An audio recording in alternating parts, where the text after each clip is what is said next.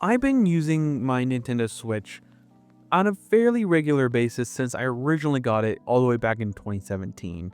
And in that time, I've tried all manner of Joy-Con replacements, all the way from the Hori Split Pad Pros to the Binbok controllers that flooded Amazon a few years ago, and even some from some pretty reputable companies like Nixie, who sent me some Split Pad Pro competitors not too long ago, and they were awesome.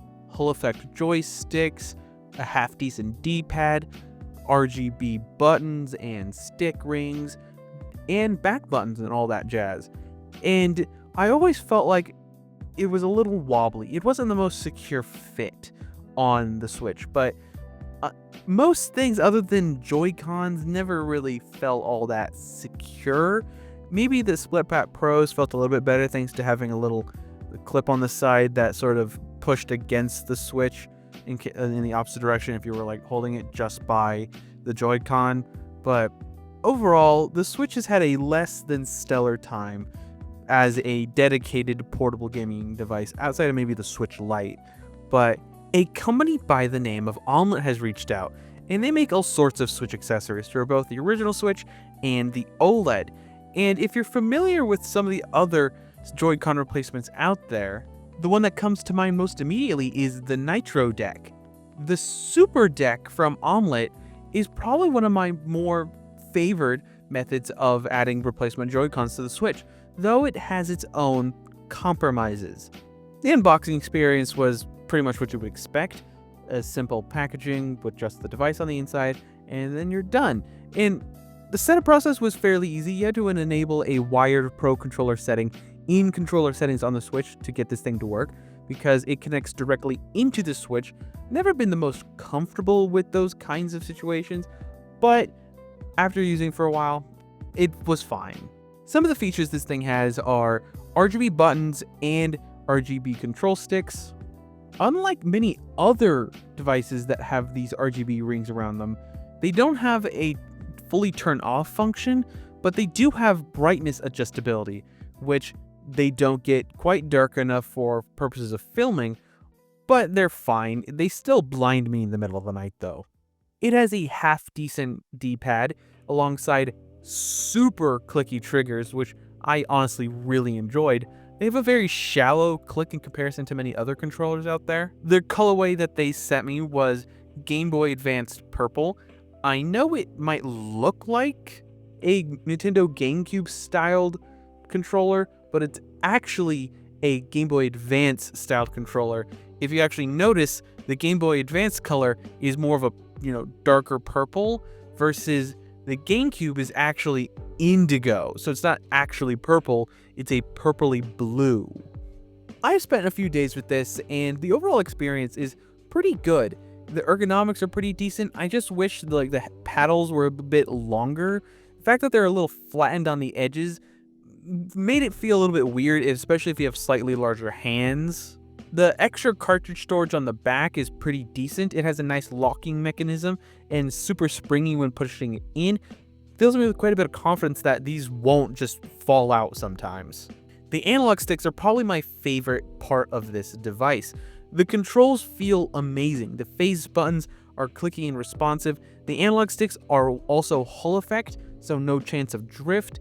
But my only complaint with the analog sticks is how small the thumbstick caps are. I don't have the largest hands in the world. I don't have particularly large thumbs, but my thumbs felt so big in comparison to how small the actual stick caps are for this thing. And it's clearly designed for a much younger audience. The actual experience of using this day to day is pretty decent, especially if you prefer playing in portable mode. This functionally turns your normal original Switch or Nintendo Switch OLED into just a Switch Lite, because when your Switch is inside this thing, you completely lose the ability to dock it. Alongside the controller that they sent me, they also sent me the charging dock for Joy-Cons, which honestly comes in pretty handy, especially if you find yourself predominantly using this as your primary way of gaming on your Switch. You can keep your Joy-Cons and Joy-Con type devices charged up. There isn't much to say outside of it has RGB, which is pretty cool, but can be distracting, especially if you keep it inside your bedroom at night. This actually makes a pretty complete package, and I can see why they sent both the charging cradle and the controller. It makes a lot of sense. They pair very well together, because when you're primarily using your Switch as a Switch Lite and you can't necessarily dock it and you can't charge your Joy-Cons, you just sort of have dead Joy-Cons laying around, and you can now just charge them with the supercharger thing. This whole package really got me thinking, how much is this going to cost? Because if it's expensive like the Nitro deck is, I don't really see this being a necessarily good value, especially considering how expensive shipping is. And that's when I was pleasantly surprised. For the Super Dock Switch controller, it's $30, and for the charging cradle, it's just $20. Combine that, that's the same price as the Nitro deck, the original base sort of not special all black Nitro deck. If you want it in a fun color like the Game Boy Purple that the Super deck comes as, you have to spend upwards of $80, which is a bit of a tough pill to swallow. And if you want the TV dockable one, you're going to be spending a pretty decent penny on that one. And even if you don't necessarily see yourself ever needing the charging cradle, $30 is a pretty decent price for what is actually a pretty amazing controller for the Switch. Especially if you don't see yourself upgrading to the Switch 2 immediately, this might be a great way to sort of change up the experience of using your Switch that you've been using for quite some time. And all you have to do for it to get it to work on your Switch OLED is flip a couple switches behind the screen, and then you're done. It's ready for the Switch OLED, and if you need it for the original Switch, you can flip the switches the other way, and now it fits the original Switch, which is pretty darn convenient. Just so you guys know, Omelet did provide the samples for this video, but they got no copy approval. They didn't get any just preview of the video before it came out. They're seeing it at the same time you guys are. All the thoughts and opinions in this video are my own. But in all honesty, this turned out to be a pretty decent controller, especially if you're looking for something to replace what you currently have, or if you have Joy-Con suffering from drift. This is a pretty decent replacement at a pretty great price. I'm very much surprised by the quality of this controller when compared to other $30 controllers I've used in the past, because I remember back in the day, getting a $30 controller for the Switch was pretty hard, especially if you wanted one wireless, because around $30 back when the Switch first came out, that limited to you like getting a wired Power A controller, and those were frankly kind of garbage.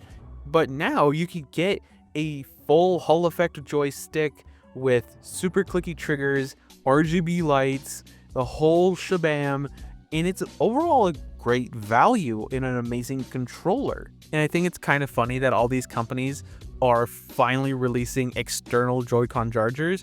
Not to say that there weren't other chargers available before this, but I started noticing an uptick in Joy-Con chargers for the Switch ever since Nintendo released their own, which I just think is hilarious. I would love to hear what you guys think though. Are you interested in a controller like this? Are you waiting for the Switch 2? I would love to hear what you guys think. Don't forget to leave a like, comment, and subscribe. All the other social media garbage down below. And last but not least, have a wonderful day.